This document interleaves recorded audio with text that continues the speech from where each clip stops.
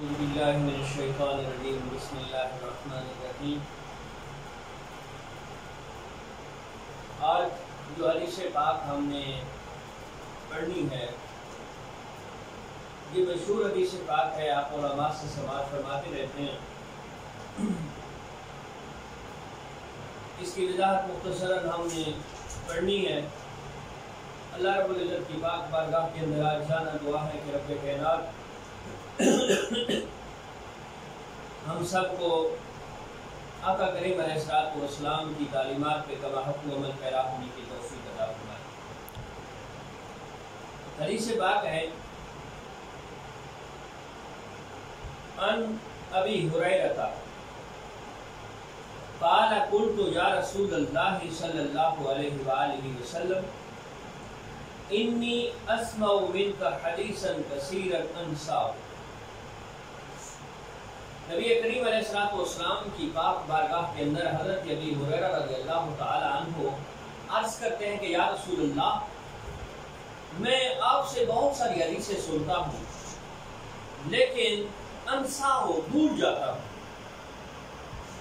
یعنی میں آپ کی محفل میں آتا ہوں، آپ جو ارشاد فرماتے ہیں میں سنتا ہوں، کوشش یہی ہوتی ہے کہ انسان جو چیز سنے اپنے ذہن کے اندر بٹھا لے، لیکن یا رسول اللہ صلی اللہ علیہ وسلم میں جو کچھ سنتا ہوں وہ میرے ذہن سے محو ہو جاتا ہے، نکل جاتا ہے۔ تو میرے آقا کریم علیہ الصلوۃ والسلام نے یہ نہیں فرمایا کہ اے ابو ہریرہ یہ تو کسی طبیب کے پاس جاؤ، میں کیا کر سکتا ہوں۔ اب یہ اس حدیث کے اندر کافی سارے معاملات کے جوابات بھی ہیں کہ نبی کریم علیہ الصلوۃ والسلام نے یہ نہیں فرمایا کہ کسی طبیب کے پاس جاؤ، کسی حکیم کے پاس جاؤ، یا میں کیا کر سکتا ہوں۔ پھر نبی کریم علیہ الصلوۃ والسلام نے اس کے سوال یعنی حضرت ابی ہریرہ رضی اللہ تعالی عنہ کے سوال پہ فرمایا قال ابسط رداک، کہ اے ابی ہریرہ اپنی چادر کو یہاں بچھاؤ۔ ابسط رداک کہ اپنی چادر کو یوں بچھا دو۔ حضرت ابی ہریرہ رضی اللہ تعالی عنہ فبسطتہ، کہ حضرت ابی ہریرہ نے نبی علیہ الصلوۃ والسلام کے حکم کے مطابق اس چادر کو بچھا دی۔ قال فضرب بیدیہ، نبی کریم علیہ الصلوۃ والسلام نے یوں ہاتھ اٹھائے، یعنی جس طرح چلو بندہ بھرتا ہے، ہاتھ اٹھا کے اس چادر پہ رکھ دیے۔ ایک اور بھی اسی حوالے سے حدیث پاک ہے، یہ بخاری کی یہ حدیث پاک ہے، اسی طرح ایک اور جگہ پہ مسلم کے اندر بھی یہ روایت آئی ہے، اور وہاں ہے کہ 3 مرتبہ، یہاں 3 کا ذکر نہیں ہے۔ قال فضرب بیدیہ، کہ نبی کریم علیہ الصلوۃ والسلام نے یوں ہاتھ اٹھا کے چلو بھر کے اس چادر پہ اڑیل دیا۔ ثم قال ضمہ، نبی علیہ الصلوۃ والسلام نے حضرت ابی ہریرہ سے فرمایا کہ اس چادر کو اپنے ساتھ چمٹا لو، اپنے ساتھ مس کر لو، اپنے ساتھ اوڑھ لو۔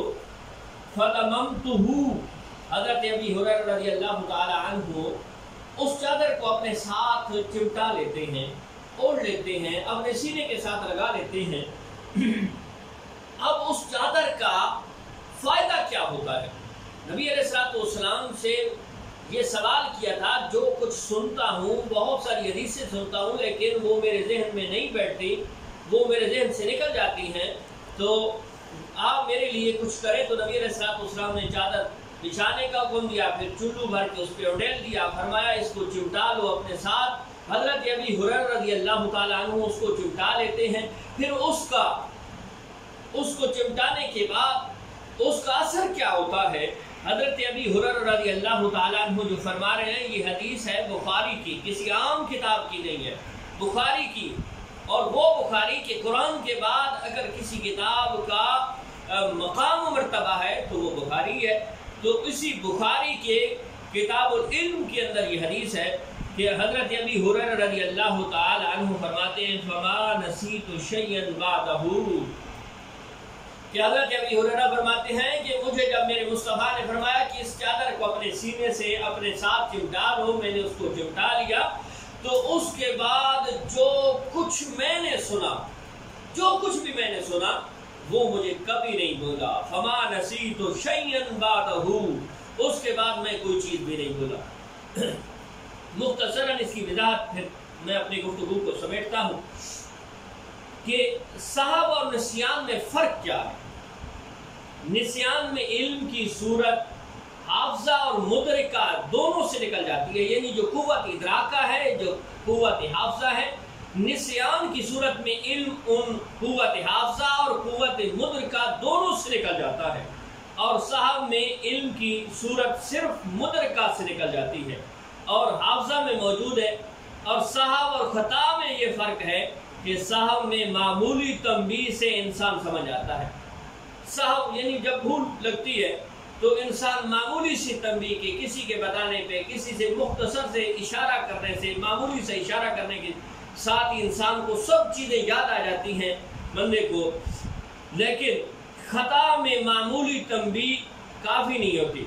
نسیان وہ حالت ہے جو انسان پر غیر اختیاری طور پر طاری ہوتی ہے، اور اس کا سبب حفظ کے اسباب سے غفلت برتنا ہے، یعنی جو محافظہ ہے، یعنی حفظ کرنے کو اپنے ذہن کی جو میموری ہے اس کے اندر جو اس کو مکمل برقرار رکھنے کے اسباب ہیں ان سے غفلت برتنا ہوتا ہے، اس کو نسیان کہتے ہیں۔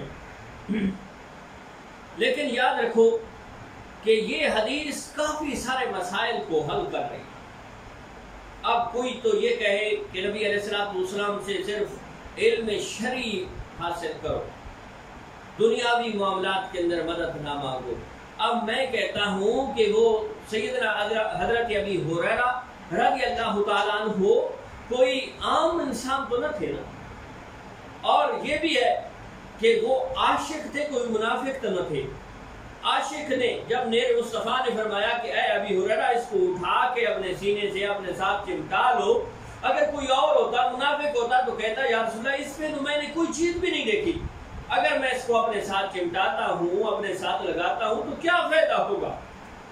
لیکن حدیث گواہ ہے کہ حضرت ابی ہریرہ نے کوئی سوال نہیں کیا کہ یا رسول اللہ اس پہ کچھ نہیں ہے، مجھے کچھ نظر نہیں آ رہا، یا اس کو میں سینے کے ساتھ لگاؤں گا تو کیا فائدہ حاصل ہوگا، بلکہ حضرت ابی ہریرہ نے جب نبی مصطفیٰ کا حکم ہوا اسی وقت اپنے سینے کے ساتھ لگا لیا۔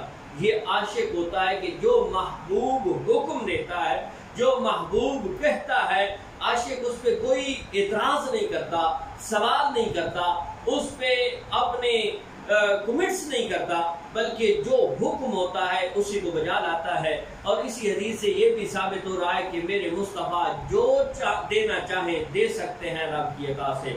اللہ رب العزت ہم سب کو نبی علیہ السلام کے ساتھ محبت مودت کرنے کی توفیق عطا فرمائے۔ وآخر دعوانا الحمدللہ۔